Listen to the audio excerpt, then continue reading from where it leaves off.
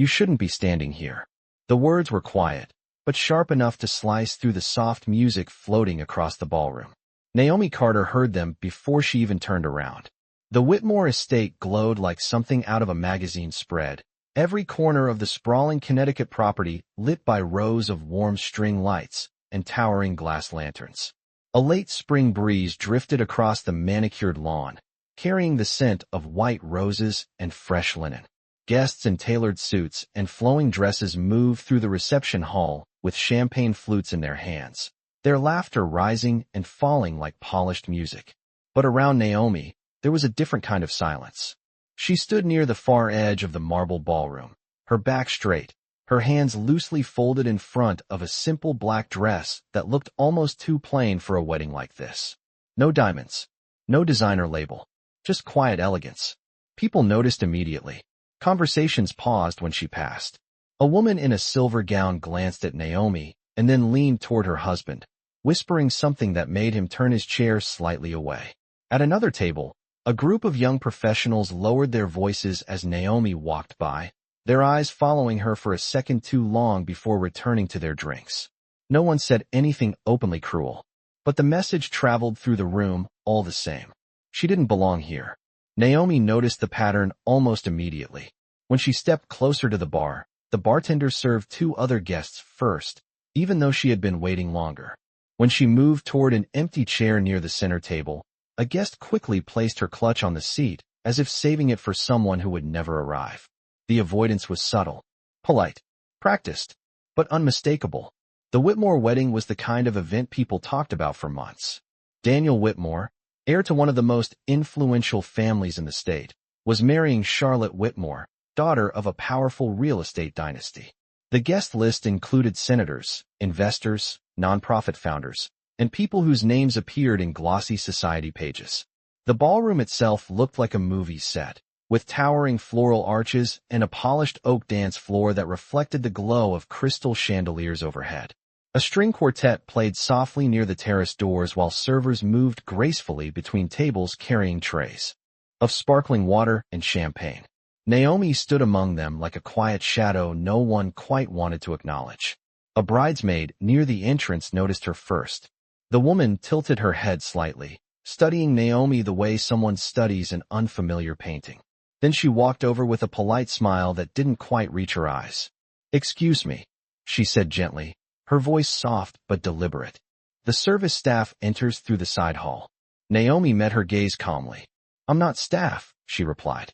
The bridesmaid blinked, her smile tightening. "Oh." She glanced briefly around the room, scanning Naomi's dress again, as if searching for proof that didn't appear. Across the ballroom, a pair of guests watched the exchange unfold with mild curiosity. One of them lifted his glass halfway to his lips, but paused midair, waiting to see what would happen next. The bridesmaid lowered her voice. "This is a private wedding." Naomi nodded once. "I know." The woman hesitated. Something about Naomi's composure made the moment stretch longer than expected. She didn't argue. She didn't apologize. She simply stood there, calm and unmoved, like someone who had already anticipated every glance and whisper this room had to offer. For a second, the bridesmaid seemed unsure what to do. Then she cleared her throat and stepped back politely. But the ripple had already spread. Several nearby guests had begun watching now, their curiosity slowly sharpening into quiet suspicion. At the center of the ballroom, Daniel Whitmore stood near the altar platform speaking with his groomsmen. His dark suit fit perfectly, his posture relaxed, his smile easy as cameras flashed around him. To most people in the room, he looked like a man stepping confidently into the happiest day of his life. But as Naomi remained standing near the back wall, something subtle shifted in the rhythm of the evening. A security guard near the entrance noticed the growing attention and began walking slowly in her direction. A waiter paused with a tray of champagne glasses balanced carefully in his hands. Conversations softened. Heads turned. And Naomi Carter, the woman no one wanted to sit beside, quietly lifted her eyes toward the altar, watching the groom as if she had known him far longer than anyone in that room could imagine.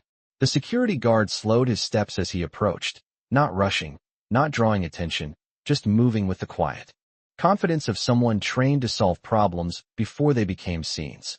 Naomi noticed him in her peripheral vision, but did not move. She remained standing beside the tall marble column near the edge of the ballroom, her posture relaxed, her hands resting lightly together as if she were simply another guest waiting for the ceremony to begin. The quartet shifted into a softer melody, the violins drifting through the warm air, while sunlight from the tall windows faded into a deep golden glow. Outside, the Whitmore Gardens stretched across several acres, trimmed hedges and white tints forming the perfect backdrop for what many people were already calling the wedding of the season. Inside the ballroom, however, attention was slowly drifting away from the music and toward the quiet figure standing alone near the wall. The guard stopped a few feet from Naomi and gave a polite nod. His voice was low and professional. "Good evening, ma'am. I just need to check something with you." Naomi turned her head slightly toward him. Her expression was calm, almost patient, as if she had expected this exact moment long before she arrived. "Of course," she said. Her voice carried the steady tone of someone who had learned how to navigate rooms like this without raising her volume. The guard glanced briefly toward the front of the ballroom, where the Whitmore family gathered near the altar platform.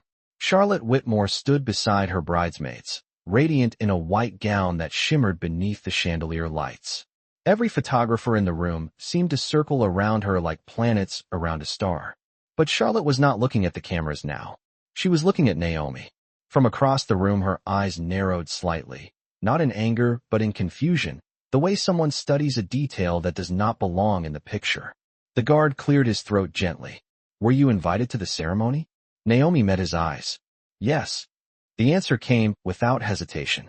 The guard waited a moment, expecting more explanation. None came.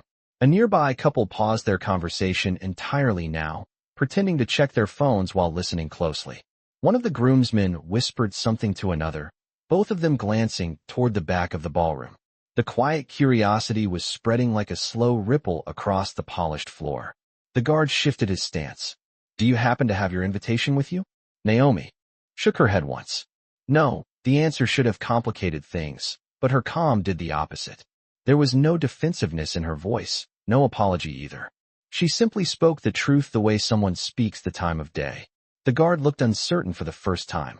His training told him to remain polite, to resolve the situation quietly. But something about Naomi made the situation feel less like a misunderstanding and more like a story he had stepped into halfway through. "I see," he said gently. Naomi glanced toward the altar again.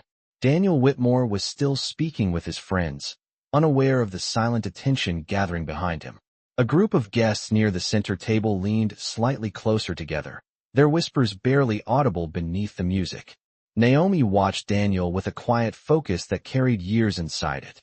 Not admiration, not resentment, recognition, the kind that forms slowly across decades. The guard followed her gaze and then looked back at her face, trying to read what she was seeing. "If you could just step with me toward the side hall for a moment," he began carefully. Naomi did not move. Instead, she asked a simple question. "Has Daniel seen me yet?" The guard blinked, surprised by the directness of it. "I am not sure," he admitted. Naomi nodded slightly, as if confirming something she had already suspected. Around them the ballroom continued its careful dance of elegance and politeness. But the silence growing around Naomi Carter felt heavier now, like the quiet just before a truth begins to surface. The guard hesitated for a moment after Naomi asked the question, as if the name itself carried more weight than he expected. Around them the ballroom continued its elegant choreography, waiters gliding between tables, soft laughter rising and fading beneath the music, but the circle of quiet attention surrounding Naomi Carter had grown noticeably wider. Guests were no longer pretending not to watch. A man in a navy suit leaned slightly toward his wife and whispered something while both of them studied Naomi with open curiosity. Nearby, one of the bridesmaids quietly stepped away from the bridal party and walked toward Charlotte Whitmore, bending close to her ear to speak. Charlotte listened without moving her smile, but her eyes shifted immediately toward the back of the ballroom where Naomi stood. For a moment the bride simply stared. Naomi met that gaze without hostility, without apology, simply standing there as if she had every right to be exactly where she was. Charlotte's smile tightened slightly, the smallest change in expression that only someone watching closely would notice. She leaned toward her father, Robert Whitmore, who stood beside the altar speaking with a pair of investors. Robert followed her line of sight. His eyes landed on Naomi and remained there. Unlike his daughter, he did not bother hiding the confusion on his face. The Whitmore family had spent decades building a reputation that ran through political offices, charity boards, and exclusive clubs across the East Coast. Every guest tonight had been carefully selected. Every place card printed weeks in advance. Robert Whitmore knew almost every face in the room. Naomi Carter was not one of them. He murmured something to Charlotte, then began walking slowly across the ballroom floor. Conversations softened as he passed. The presence of the Whitmore patriarch carried a gravity that people instinctively recognized. By the time he reached the marble column where Naomi stood, the security guard had already stepped slightly aside, unsure whether to continue handling the situation or defer to the host himself. Robert Whitmore stopped a few feet away from Naomi and studied her carefully. His posture remained polite, but there was a firmness in the way he held his shoulders, the quiet authority of someone accustomed to control. "Good evening," he said. Naomi nodded respectfully. "Good evening." Robert glanced briefly toward the guard, and then back at Naomi. "I understand there may have been some confusion with the guest list." Naomi listened without interrupting. The quartet continued playing softly in the background, but the music now felt distant, almost secondary to the conversation unfolding near the wall. Robert spoke again, his voice calm but deliberate. "This is a private family ceremony. If you are looking for someone on the staff, they will be happy to assist you." Naomi's eyes moved past him for a moment, again toward the altar where Daniel Whitmore stood speaking with his groomsmen. Her gaze lingered there, steady and thoughtful. When she looked back at Robert, her expression had not changed. "I am not looking for the staff," she said gently. Robert waited. Naomi continued in the same quiet tone. "I came to see Daniel." The words seemed to settle in the air for a second longer than expected. Robert Whitmore's brows drew together slightly. Around them several guests had stopped pretending not to listen. The bridesmaids had fallen silent near the altar.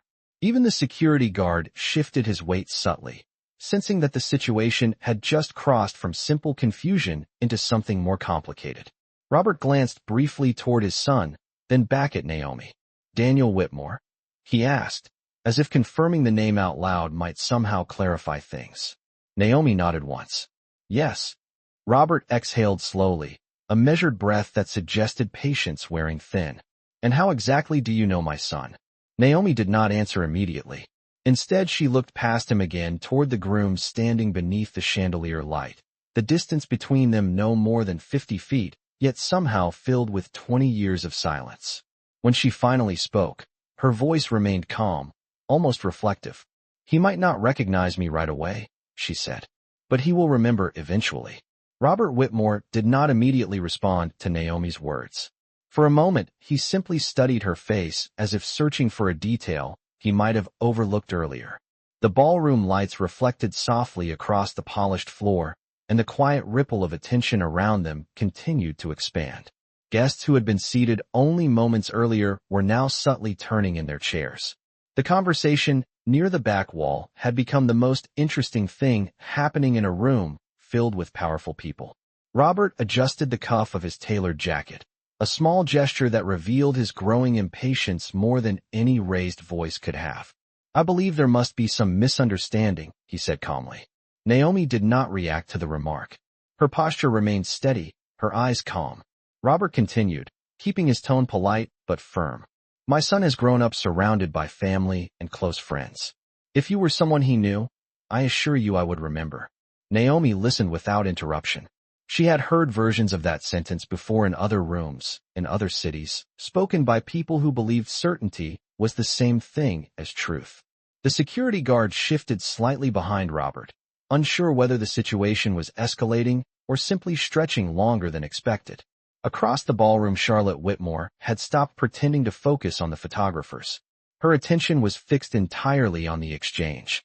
The bridesmaids beside her followed her gaze, whispering quietly among themselves. One of the groomsmen leaned toward Daniel Whitmore and murmured something under his breath while gesturing subtly toward the back of the room. Daniel glanced briefly over his shoulder, but the angle of the crowd blocked his view. He turned back to his friends. unaware that his name had already begun moving through the air like a distant echo. Near the marble column, Robert Whitmore lowered his voice slightly, leaning closer to Naomi as if offering a final opportunity to resolve the situation discreetly. "If you tell me who invited you," he said, "we can sort this out quickly." Naomi looked at him with the same composed expression she had carried since entering the room. "Daniel invited me," she replied. The answer landed with quiet weight. Robert's eyebrows lifted, not in anger but in disbelief. "Daniel personally invited you to his wedding." Naomi nodded once. The silence that followed felt heavier than the music drifting through the ballroom. A man at a nearby table set down his glass without realizing he had been holding it midair. Another guest leaned slightly forward, pretending to adjust her purse while listening closely. Robert Whitmore straightened slowly. His patience had begun to thin, but years of public life had taught him how to keep irritation hidden behind careful manners. "That is a very unusual claim," he said evenly. Naomi turned her head again toward the altar. Daniel Whitmore stood beneath the chandelier light speaking to one of his groomsmen, his posture relaxed, his smile easy. From where Naomi stood, the distance between them felt measured not in feet, but in years. "It may sound unusual," she said quietly, "but it is still true." Robert followed her gaze and then looked back at her face. Something about the certainty in her voice unsettled him. She was not bluffing. She was not nervous. She spoke with the quiet patience of someone who had already waited long enough. Robert exhaled slowly. "I think it would be best if we step into the side hall and continue this conversation privately." Naomi did not move. The guard behind Robert took half a step forward, anticipating the next instruction. But before Robert could say anything further, a small shift occurred near the altar. Daniel Whitmore had finally turned far enough to see the back of the room clearly. His eyes moved across the crowd without much interest at first, scanning familiar faces the way people do during events filled with introductions and cameras. Then his gaze stopped, just for a moment.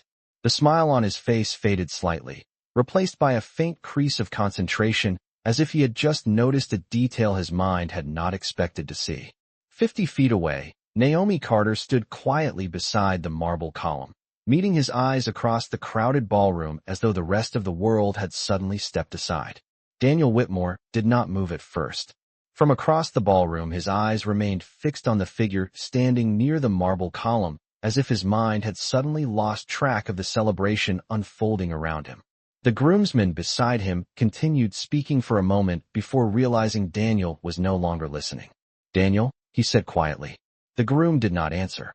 50 feet away, Naomi Carter stood exactly where she had been, calm and patient, her gaze steady as though she had known this moment would eventually arrive. Around her, the tension in the room thickened. Several guests had now turned completely in their chairs. A photographer lowered his camera slowly, sensing something more interesting than staged smiles was about to happen. Robert Whitmore noticed the change immediately. He turned toward the altar and followed his son's line of sight. For a second, father and son shared the same view across the ballroom. Naomi Carter standing alone. Robert's jaw tightened almost imperceptibly. "Daniel," he called out with a controlled tone, hoping to redirect his son's attention before curiosity turned into spectacle. But Daniel had already begun walking. At first the movement was slow, almost uncertain. He stepped away from the groomsmen and down from the small platform near the altar. Charlotte Whitmore noticed immediately. Her smile faded as she watched him leave his position.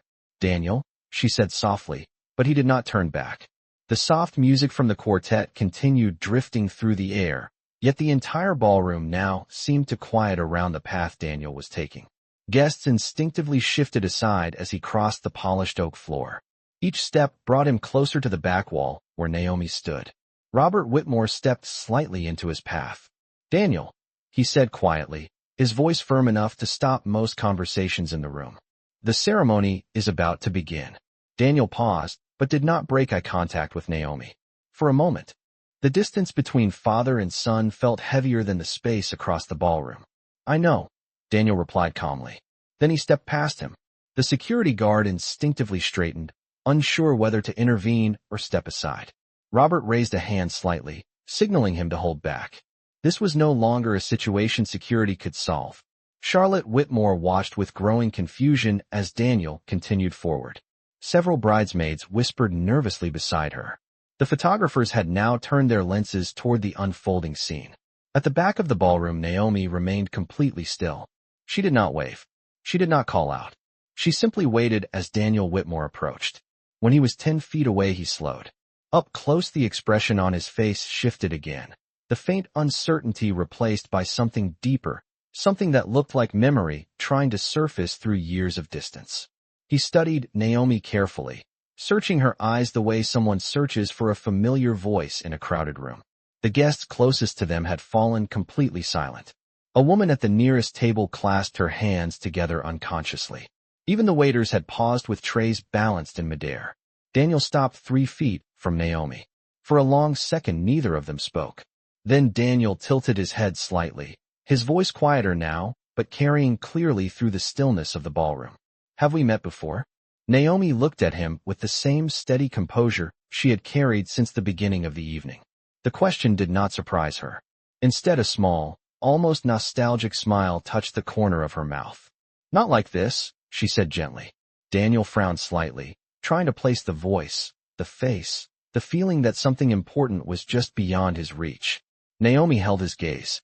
"But you promised," she said softly, "that if I ever showed up, you would say my name." For a moment, Daniel Whitmore did not react. The words hung quietly in the air between them, simple and calm, yet somehow powerful enough to ripple through the silent ballroom. Several guests leaned forward slightly, sensing that the conversation they were overhearing carried a weight that did not belong to an ordinary wedding interruption. Daniel studied Naomi's face again, more carefully this time. Something in her voice had reached deeper than the surface of memory. It was not just familiarity. It was something older, something tied to a promise made long ago by a younger version of himself. "You would say my name." The phrase echoed inside his mind like a faint bell ringing through years he had not thought about in a long time. Daniel's eyes narrowed slightly in concentration. Naomi did not rush him. She simply stood there, patient, the same quiet composure she had carried since she first walked into the ballroom. Around them, the elegant celebration had slowed to a near standstill. Charlotte Whitmore remained near the altar, her expression tight with confusion as she watched her fiancé standing face to face with a stranger in the back of the room. Robert Whitmore stood several feet away, arms loosely folded, observing the moment with a growing sense of unease. He had seen his son in many situations, boardrooms, charity events, political gatherings, but never quite like this. Daniel lifted his hand slightly to his temple, as if searching through old memories stored somewhere just out of reach. Naomi watched the effort quietly. Then she spoke again, her tone gentle but clear enough for him alone to hear. "You were 9 years old," she said softly. The number seemed to unlock something. Daniel blinked once. A flicker of recognition passed across his face. Naomi continued, her voice steady, never dramatic, simply telling the truth the way someone might describe a moment from a photograph. "It was summer. Your family had just moved into the big house on Maple Ridge Road." Daniel's breathing slowed slightly as he listened. The room around him faded into the background. Naomi's voice carried him somewhere else. Somewhere smaller, warmer, less polished than the ballroom filled with chandeliers and cameras. "You used to ride your bicycle down the hill behind the house," Naomi said. "Every afternoon." Daniel's brow tightened slightly as a faint image appeared in his mind. A steep grassy hill. A bright red bicycle. The sound of laughter echoing through the trees. Naomi watched the recognition begin to form. "One day you crashed at the bottom of that hill," she continued calmly. "You were scared. You thought your father would be angry." Daniel's eyes widened slightly. The memory sharpened. The grass. The dirt path. The moment he had fallen and torn the chain off the bicycle wheel. Naomi took a small breath. "I fixed the chain for you," she said. The words were simple, but they landed with quiet precision. Daniel's hand slowly lowered from his temple. Something inside him had finally aligned. Naomi's face. Her voice. The memory of a girl who had appeared out of nowhere that afternoon behind the trees. A girl who had knelt beside the broken bicycle and patiently repaired the chain while he nervously watched the driveway above the hill. Naomi spoke one last sentence, the same calm tone she had carried all evening. "And before you rode away," she said softly, "you promised that if you ever saw me again, you would remember my name." Daniel Whitmore stared at her in complete silence as the memory finally reached the surface of his mind, clear and unmistakable. Daniel Whitmore did not blink. For a long moment, he simply stood there, staring at Naomi Carter as the memory finished unfolding in his mind with startling clarity. The hill behind Maple Ridge Road. The tall oak trees that shaded the dirt path. The red bicycle lying sideways in the grass with the chain tangled around the wheel. And the girl who had stepped out from behind the tree line that afternoon, as if she had been watching the whole time.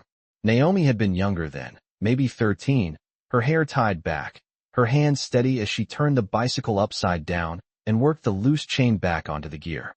Daniel remembered the quiet confidence she had shown while he nervously glanced toward the big house above the hill.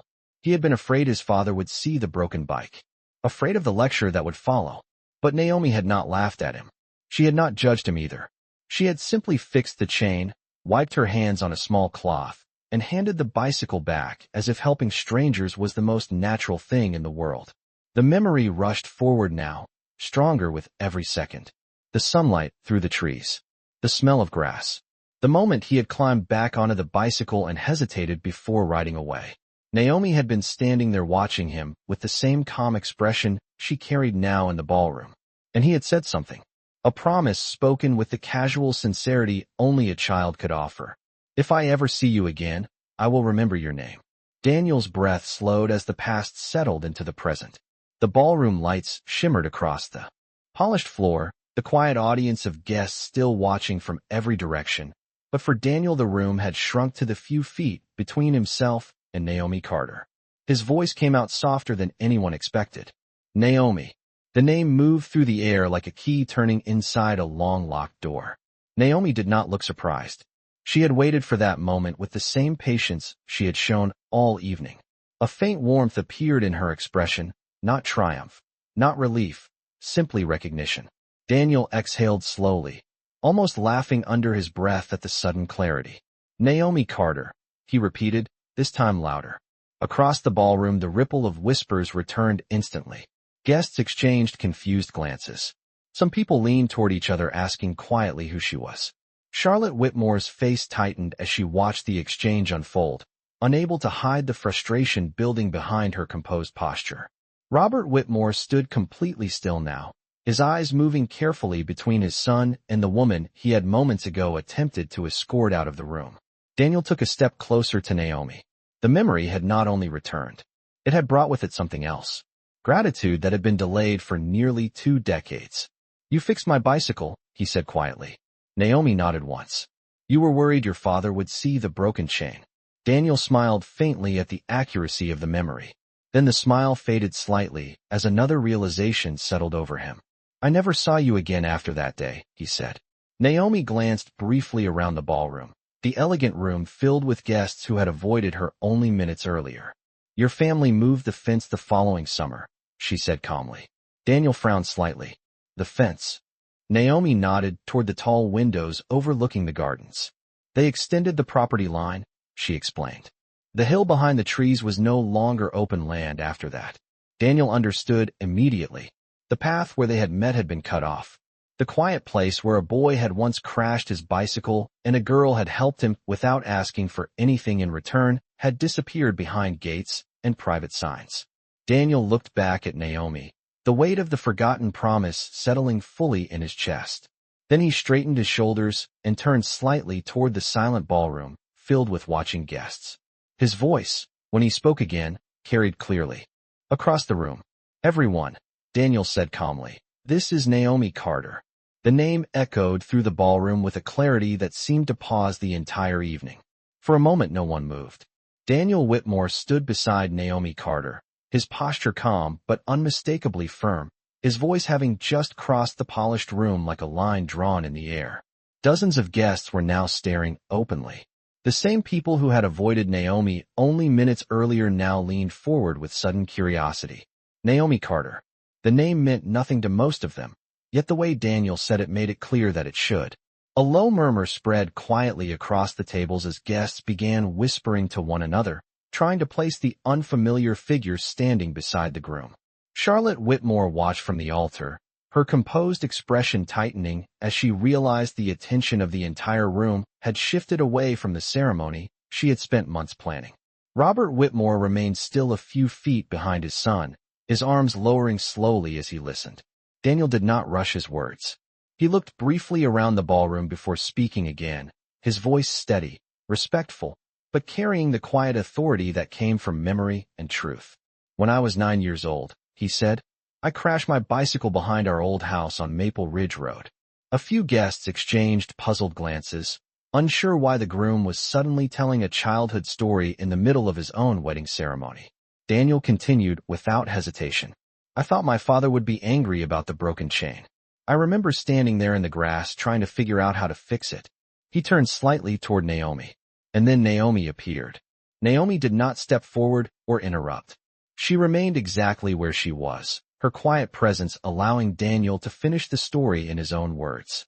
"She repaired the chain for me," Daniel said. "She did it without asking for anything.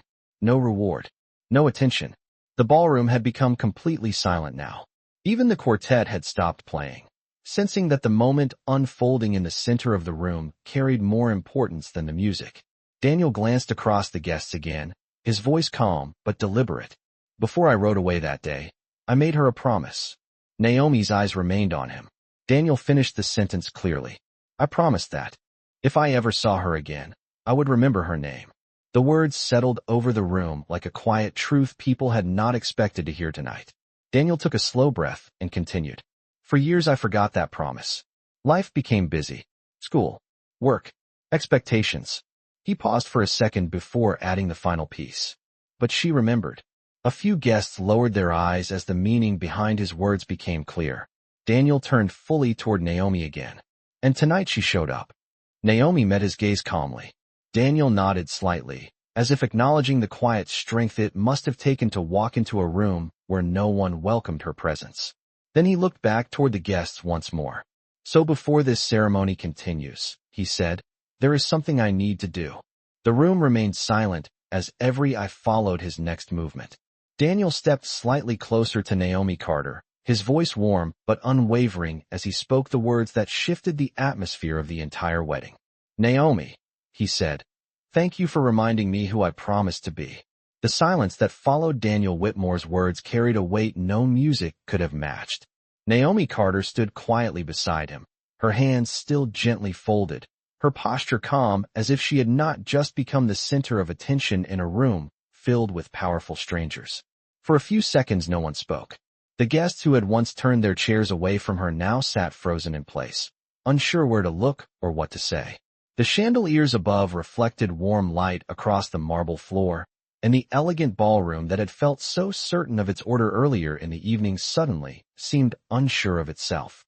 Daniel remained standing beside Naomi, not as a host managing an interruption, but as someone correcting a moment that should never have unfolded the way it did.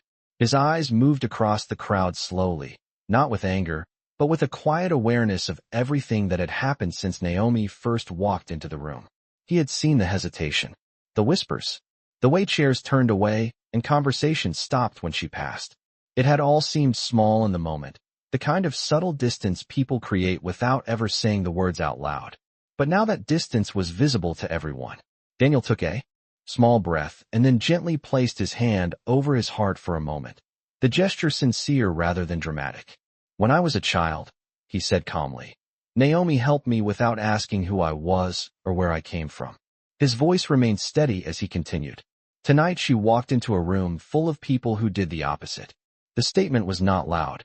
It was not accusatory, but it landed with quiet honesty across every table. A few guests lowered their eyes. Others shifted slightly in their seats, suddenly aware of how quickly they had judged a woman they had never spoken to. Naomi did not react to any of it. She simply stood beside Daniel with the same composed patience she had carried from the beginning of the evening. Daniel turned toward her again, his expression warm now, grateful in a way that could not be staged for photographs. "You kept your promise," he said softly. Naomi's eyes reflected the chandelier light as she nodded once. "So did you," she replied. Daniel smiled faintly at that. Then he did something no one in the ballroom expected. He turned back toward the altar, then looked over his shoulder toward Naomi again. "Come with me," he said gently. The words surprised the room even more than the story had. Naomi hesitated only briefly before stepping forward beside him. Together they walked across the polished floor toward the front of the ballroom. Guests instinctively moved their chairs aside to clear the path. The same people who had avoided her earlier now watching her pass, with a completely different understanding. When they reached the altar platform, Daniel turned toward the officiant and nodded calmly. The ceremony had not been ruined. It had simply been reminded of something more important than perfect seating charts or carefully planned introductions. Naomi stepped slightly to the side, allowing Daniel to return to his place beside Charlotte Whitmore. The bride watched the exchange quietly, her expression thoughtful now rather than frustrated. The room remained silent for a moment longer. Then the quartet slowly resumed playing, the gentle sound of the violins filling the air again. As the ceremony continued, Naomi stood near the front of the ballroom, no longer hidden near the wall, no longer mistaken for someone who did not belong. And across the room, more than one guest quietly realized that the most meaningful moment of the evening had not been written into the wedding program at all.